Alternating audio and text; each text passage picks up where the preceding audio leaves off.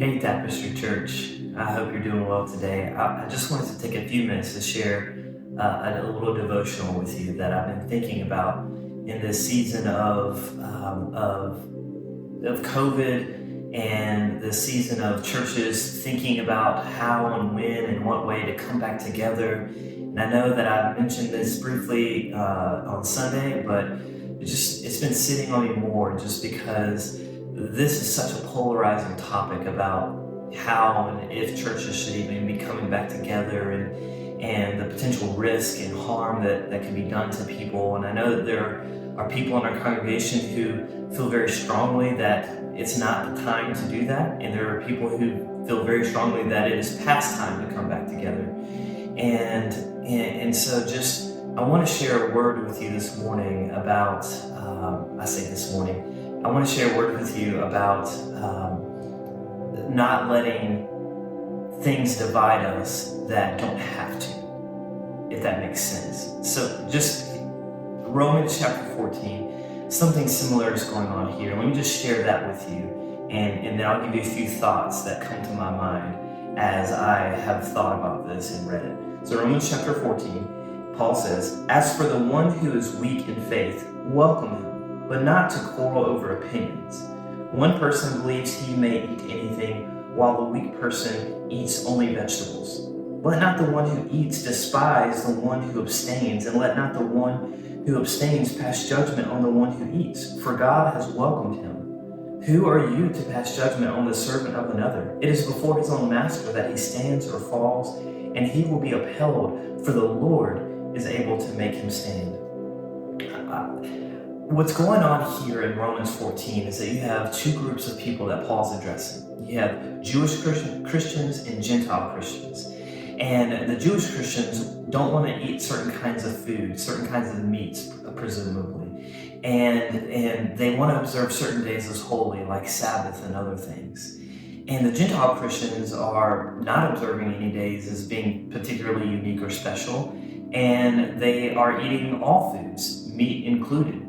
And they're saying that, hey, this has been made holy by the new covenant, by the death, burial, resurrection of Christ. Through his blood, everything has been made holy, is being redeemed. And so you have this pretty heated divide between the two groups of people.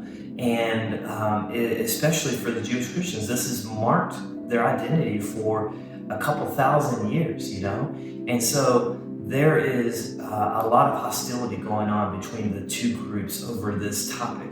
And what's interesting is that Paul doesn't come in and give here's what you need to believe, and so everyone who doesn't believe this thing needs to get on this page. He doesn't come in and condemn anybody. And in fact, he takes this issue that they're sort of fighting over, that they're divided over, and he says, this is really just an opinion.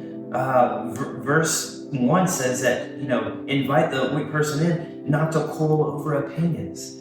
And so I think that there's something instructive for us in this season about COVID. We have strong opinions, that there's some of us who desperately want to get back together and think it's past time. Others of us who think, there's too much at stake, too much at risk for such recklessness, right? And what I want to say, and what my opinion is that this is not a clear issue. This is not something that you can point to and say, here's what the right course of action is. That there's data out there that we're all looking at, and sometimes we're not even looking at the same data, and then we're trying to draw conclusions from that data as best as we can and as wisely as we can. But the thing is, some of us want to treat that data as if it is self-interpreting, that it doesn't require interpretation, that it somehow, gives meaning or interpretation on its own, and that's not true. Data doesn't do that. We as humans come to the data and then we interpret it based on our own experiences, based on our own background, based on our own fears, based on our own knowledge. And so that's what we as church leaders are trying to do right now. We're trying to look at the data that's available to us and seek wise counsel with those who are more knowledgeable than us, and then do all of that in light of a Christian worldview and make determinations. But like here, you have people who are more going to be prone to despise or to judge. He says in verse 3, let not the one who eats despise the one who abstains.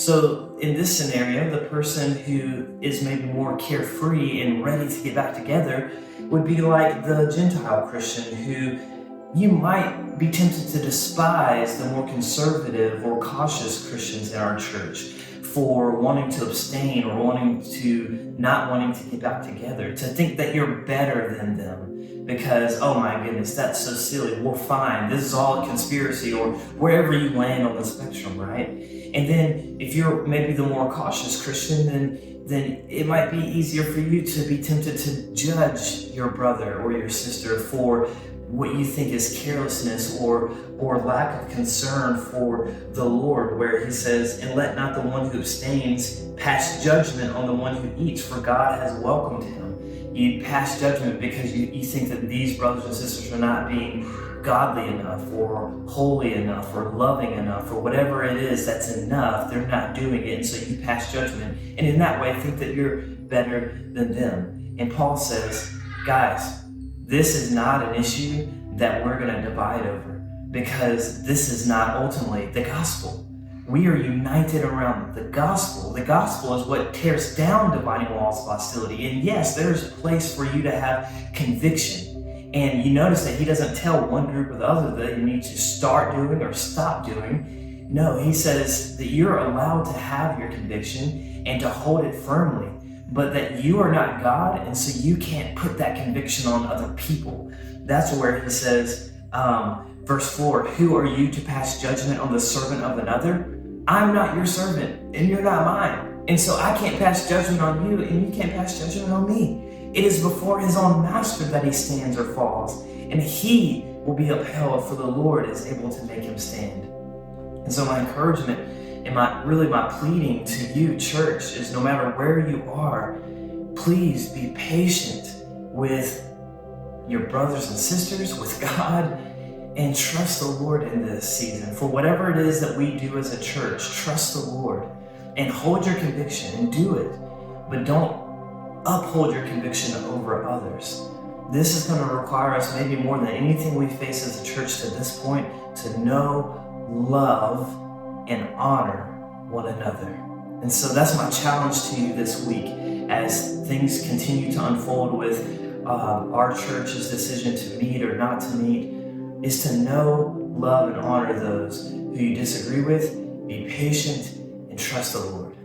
I love you, church, and I hope to see you soon, whether that's on a Zoom call this week or it's in person at Embassy. Be blessed.